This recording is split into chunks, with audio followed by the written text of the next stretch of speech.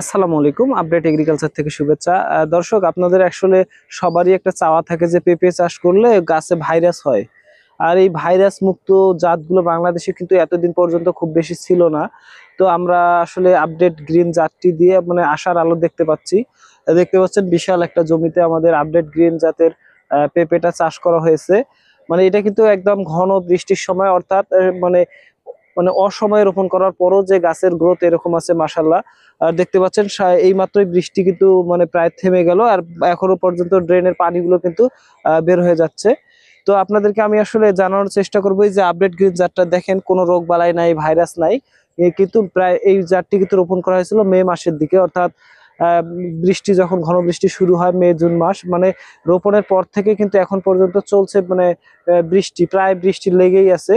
আর এই জাতটি যদি অক্টোবর থেকে ফেব্রুয়ারি বা মার্চ পর্যন্ত রোপণ করা যেত, তাহলে আরো কিন্তু ফলন অনেক ভালো আসতো বা আরো মানে ডেভেলপ হইতো বাগানটা। কিন্তু এই বর্তমান এই ঘন বৃষ্টির সময় যে পর্যায়ে আছে বাগানটা, কোনো গাছে ভাইরাস নাই, রোগ বালাই নাই, কোনো পচন দেখা যাচ্ছে না। মানে এক কথায় মানে রোগ বালাইয়ের প্রতি অনেকটা সহনশীল জাত আর কি আপডেট গ্রিন। এই জাতটি কিন্তু সবজি উৎপাদনের জন্য একটা উপযোগী জাত। মানে আপনারা যারা কাঁচা পেঁপে বিক্রি করবেন তাদের জন্য উপযোগী। এই আপডেট গ্রিন জাতটি কিন্তু মানে এভারেজ 2.5 থেকে 3 কেজি সাইজের হয়ে থাকে। এর চেয়ে মানে ফলনের ওজনের কম বেশি হতে পারে, আপনার পরিচর্যার উপরে নির্ভর করে। আমি যদি আপনাদেরকে ফলন দেখানোর চেষ্টা করি, এখন আমরা এই গাছটা অবস্থান করতেছি, এটা প্রায় আহ প্রায় 70 থেকে 75 দিন প্রায় বয়সের গাছ। তো আসুন দেখুন, এই যে ফলগুলো সেট হওয়া শুরু হয়ে গেছে, দেখুন। আরো যদি আমি দেখানোর চেষ্টা করি, এই যে দেখুন, আসলে প্রত্যেকটা গাছে কিন্তু সুন্দর ফল সেট হচ্ছে। আর এই ফলগুলো আপনার কিন্তু মোটামুটি 2.5 থেকে 3 কেজি সাইজের হবে। আপনাদেরকে যদি আমি আরো দেখাই, দেখুন গাছগুলো, এবং প্রত্যেকটা গাছই কিন্তু সম আকৃতির, অর্থাৎ দেখেন কোনো মানে প্রত্যেকটা গাছই সুন্দর ফল সেট হচ্ছে। দেখুন, এই যে আরেকটু দেখান, ভালো করে দেখান, সুন্দরভাবে কিন্তু ফলগুলো সেট হচ্ছে।